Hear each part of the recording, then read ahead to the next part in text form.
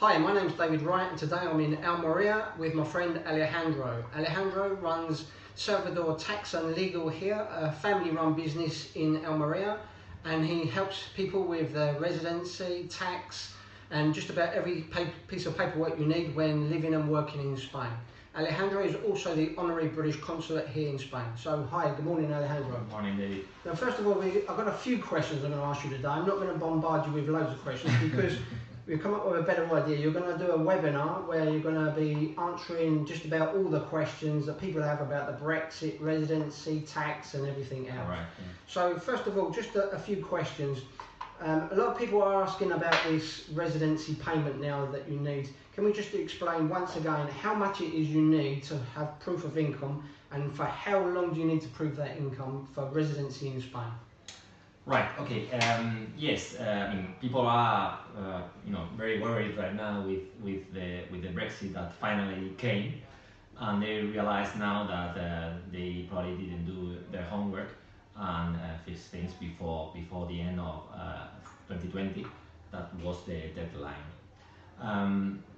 What I want to explain is the possibilities that people have got right now to live in Spain. That at the end of the day is what people ask you probably. The thing is that since the 1st of January 2021, UK has become like a third country. It's not more for the European Union. So we have to apply the law for these not European countries. So right now we have purely two possibilities. The first possibility is the golden visa, and the second possibility is what you said is a non-lucrative visa. The golden visa is there for those that are investing in this country, in Spain. You can, depend on the type of investment that you want to do, you will have to invest one amount or other. Basically, what people need to know, what I'm sure that they are most interested, is that if you invest in a property, in a house, or 2 or 3 or 5, there shouldn't be just one, 500,000 euros, right? So the cost of the property altogether, or just for one property, 500,000 euros, we will give you a residence for initially 2 years, and then you can extend it another 5 years. With this is very good system because people do not need to live in Spain, but they will obtain a permit to come in, to live or not, and to move all around Schengen area. So with this investment in a property or farms or other things, you can live in Spain with no issues. You can work also, and you can decide if you are fiscal resident or not, depending on the time that you spend in Spain. Sure. So this is the first thing that people need to know. For those that cannot afford to pay this 500,000 euros, there is a second possibility that is more focused to retired people. That is what you said, the non-lucrative visa. The non-lucrative visa is something that you need to ask in England or in UK before you come to Spain, because it needs to be applied. This is something that can't be done in Spain now. No, it's done in your original country. Correct. Yeah. The golden visa can be done in Spain, yeah, when you are about to come or make the investment. But the non-lucrative visa, that is the second option, is just done in the UK or anywhere else, but not in Spain, not while you are in Spain. It should be done through the Spanish embassy in London or in another place. With this, the requirements are that you need to have an income, the minimum amount that they say that you have to have on a yearly basis is around 30,000 euros. So your income for 1 year, coming from pensions, from rentals, from salaries, from any other thing that you might have, is 30,000 euros for one member of the family. And if they are a couple, the second person must get around 7,000 euros. So in total, we can talk about And what about children, if they've got children? It's included. It's just for the first person and the partner or wife. Correct. So if you get that, you will get a resident, a non-lucrative visa for a period. And you will have to, normally it's given for 5 years, and you will not have to prove every year that you have that income. It's just after when this expires, the initial, you will have to do it.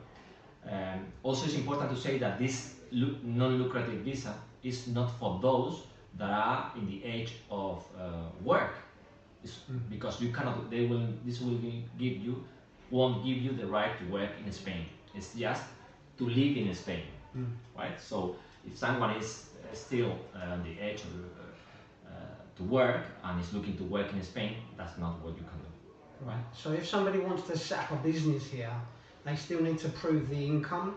If they want to open a bar or a restaurant or some sort of small business here, they can't apply to do that unless they invest $500,000. Is that correct, or what's the requirements there? Well, the Golden Visa has other aspects where you can invest in Spain. I didn't tell you because it is other things, but you can invest in what we call our bonds. This is the Spanish gold bonds.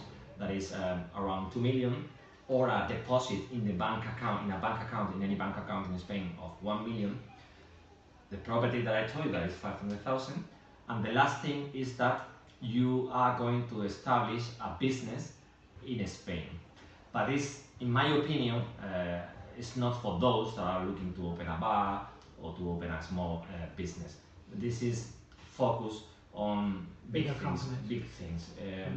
If you are going to employ people, if your technology is going to be advanced, if you are going to do investigation, this is the kind of investments in companies that I think that the government will accept or are looking for people.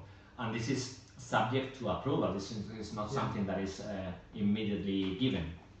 This is something that must be approved for whoever is dealing with these things, and they will value the kind of investment that you're going to do, the level of employment or the level of technology. I don't know. It's something that must be revised by people. So just for a residency now, a British person needs to apply for that in the UK. They can't do it in Spain, because I'm getting a lot of people saying they're thinking of coming over now. The restrictions are starting to ease up. They come over and they're going to apply for it here. They have to apply for it in their own country. That's correct, yeah? Correct. I also want to mention that this, what I told you, is for those that have never been in Spain, let's say on a permanent basis. Imagine this case of people that they were more or less living in Spain, maybe through 3 months in a calendar year, and they have a house, and they have registered themselves in what we call the padrón, in the townhome. For those people that they have a kind of roots in Spain before the 2020, not now, it should be before the end of last year, there is also a possibility of applying for this TIE that has been there for before the 2020 ends. But you need to demonstrate that in some way your roots were in Spain with what I told you. So they have possibly bought a property here, which has been their holiday home, but they're coming here regular visits to stay here. Correct. And they're registered with the padrón. Correct. So then there's options there. Yeah. So this I didn't mention at the beginning, because those non-lucrative visa and the golden visa is just for those that they don't have any link with Spain before 2020, and from 2021 onwards, there is this possibility that the game is subject to approval by the Foreign Office, and it's not very clear what they decide, because it's been since January, but they left open a bit the possibilities for those that for any reason didn't apply by the end of 2020, but are looking to stay here after Brexit. So basically, people with property in Spain, that have had property in Spain before the Brexit, they really need to look into this, the new TIE, and get in contact with you, because there's options for them to have more options about coming to Spain to stay longer terms. Correct. One thing that also is very interesting, people are confused, is that since the Brexit took place in January 2021, this doesn't mean that you can't come to Spain, right? The agreement with withdrawal agreement, what says is that with your passport, of course not now with the COVID restrictions and so on, but when everything ends, that apparently is going to be in May, you can come to Spain just with your passport and stay here a maximum of 90 days every 180 days. Sure. So probably you could come twice a year and stay these 3 months, 90 days, and it's just with your passport. You don't need to apply for a visa, you don't need to obtain any kind of resident permit. And one thing that I also want to tell you right now is that people think that because of the Brexit, they can't buy in Spain, and that's not true.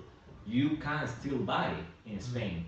The only thing is that you cannot reside, you cannot live in Spain if you don't. They can still buy an apartment here and come here on holidays and stay here for 90 days at a time.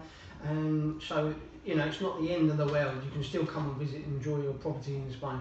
Correct. I mean, imagine you can come every 180 days for 90 days. You could be in a calendar year, it could be 4 or 5 months in total in one year. So at the end of the day, I know, because of when you know your clients and our clients, normally there are a lot of people that they is doing that. They go back in the summer because it's very hot in here. So I mean, it's not the end of the world. As you said, you can still come here.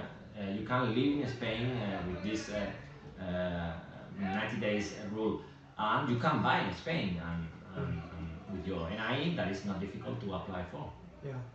Okay, brilliant. So about the webinar, I'm going to put a link in the description box below or above this video. But the webinar, you're going to go into more detail on answering a lot of different questions. Can you just tell us quickly what's it all going to be about? Yeah, well, basically we are going to talk about everything that I told you today about how to obtain your residency in Spain, your new legal status after the Brexit. The webinar is called like in Spain, post-Brexit, and about taxes. That is also very important for those that did apply for the TIE, that in some way came in 2020 to live in Spain. There are some, let's say, tax commitments that they need to know and to declare accordingly. So we will talk about taxes, we will talk about inheritance tax, that is also something that is important to know. We'll talk about something that there are a lot of clients of us, and I'm sure that you know many people that are not married, and they in Spain, if you are not married, you can be penalized in the way of taxes because you are treated differently, for example, within inheritance tax. So we will talk a bit of what we call pareja de hecho, that is a system that is similar to your civil partnership, but we have in Spain, and with that you are covered. So basically, as the title says, living in Spain post-Brexit, everything that someone that is from UK need to know if you are looking to, or you live, or you're looking to live in Spain after that. Brilliant. Okay, so I'll put a link, people can register that below this video, and they can get in touch with you for more details and watch that. When is it again? It's going to be the 11th of March. 11th of March. Yeah, I think it's 11:30. Okay, brilliant. And so just a bit of positive news, because there is a lot of negativity regarding Spain and the Brexit and everything, and the virus. There is options for people coming here, not just the 30,000 and the 500,000 investing properties. If people have got a property in Spain, they need to find out more about the TIE card and their rights with that, and they can get in touch with you through the link below this website as well. So it's a bit of positive news, really, isn't it, for people that, and it's not the end of the world. People can still come and visit Spain. There's just a bit more paperwork and more restrictions. So yeah, it's what you say. It's not the end of the world. I mean, the Brexit has been a big step. Sometimes negative things, but I mean, just you can make your life more or less the same that before. And for those that they were living in Spain but they didn't apply, there is this possibility. Of course, now it's not so automatic, and it used to be that they were giving easily. Things need to be subject to decisions, but at least we have this, let's say, window that we can get in and try to obtain things for people that are desperate, because you know cases of people that they are in trouble because they think that a lot of misinformation out there. People are getting information from somebody that told them about it, and it's not correct. So okay, brilliant. Well, thanks for that, Alejandro. And I'll put a link in the description box below this video if you want to learn more about the webinar coming up. Register for that, because it's some very important information that we all need to know. So thanks very much for watching.